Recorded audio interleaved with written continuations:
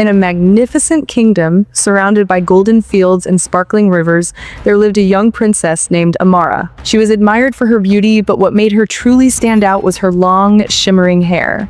It glowed like spun gold under the sunlight, cascading down her back like a river of silk. Every morning, the royal maids carefully brushed and adorned her hair with the finest jewels. People from neighboring kingdoms would visit just to catch a glimpse of the princess, whose hair was said to be a gift from the gods. But admiration soon turned into pride, and pride into arrogance. Princess Amara. Look at me! No one in this kingdom has hair as beautiful as mine. It is proof that I am special, that I am above the rest. She would spend hours in front of the grand mirror in her chamber, admiring herself. Her beauty became her greatest obsession, and soon she started to look down on those who didn't match her appearance. One afternoon, Amara rode through the village on her white horse, accompanied by her attendants. As she passed by the marketplace, she glanced at the villagers' shumble farmers, weavers, and merchants who were busy with their daily work. She noticed a young girl selling flowers by the roadside, her hair tied in a simple braid. Princess Amara, how unfortunate.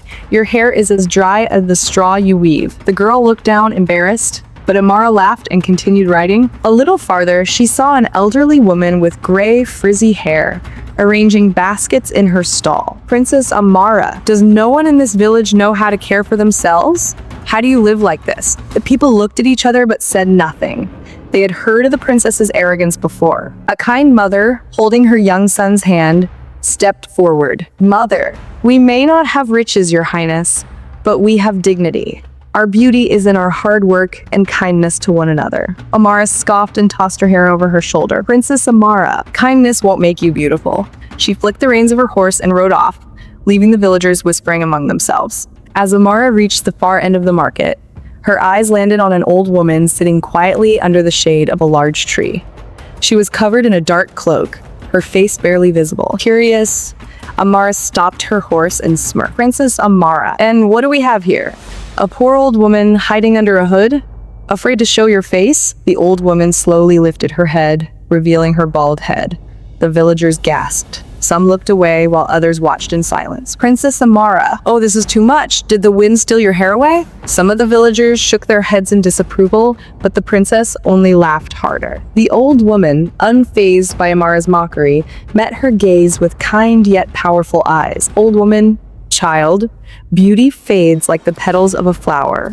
Do not let it blind you from what truly matters. Princess Amara, spoken like someone who has lost everything. The old woman smiled gently. Old woman, perhaps. But let me show you what happens when beauty is all one cares about. Suddenly, a gust of wind blew through the marketplace. The air shimmered with magic, and a strange energy surrounded Amara. She gasped as she felt something unusual happening. Strands of her golden hair began to disappear, vanishing into the wind. She touched her head completely bald. Princess Amara, what is happening? Stop this at once! The villagers gasped in shock.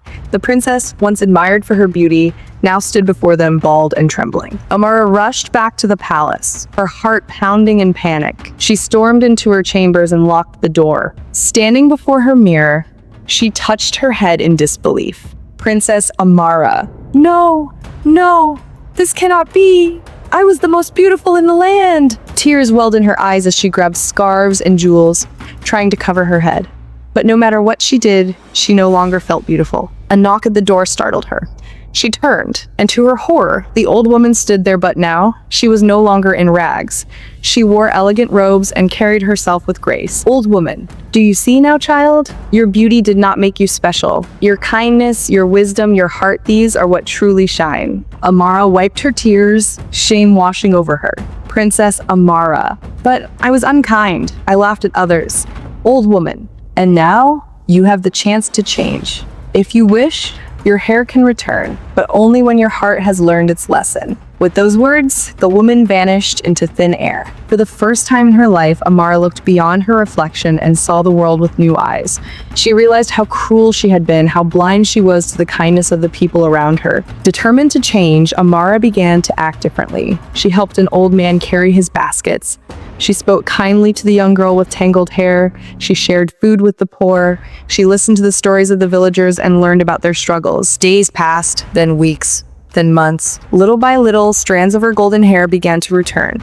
but Amara hardly noticed. One day, she caught her reflection in a small pond. Her hair was back, but she no longer cared. Princess Amara. How foolish I was to believe beauty was everything. It is kindness that makes one truly shine. Word spread across the kingdom about the princess's change of heart. No longer was she known for just her beauty, she was admired for her kindness, her wisdom, and her newfound humility. She returned to the marketplace, not as a proud princess, but as a friend. As she walked through the village, the same mother who had once spoken up approached her with a warm smile. Mother, Your Highness, you are more beautiful now than ever before. For the first time, Amara understood the true meaning of those words. True beauty is not in how we look, but in how we treat others. Did you enjoy this story? Let us know in the comments. What do you think is more important, outer beauty or inner kindness? If you love bedtime stories like this, make sure to like this video, subscribe to our channel, and hit the notification bell so you never miss a new story. Thanks for watching, and we'll see you in the next magical tale. Bye!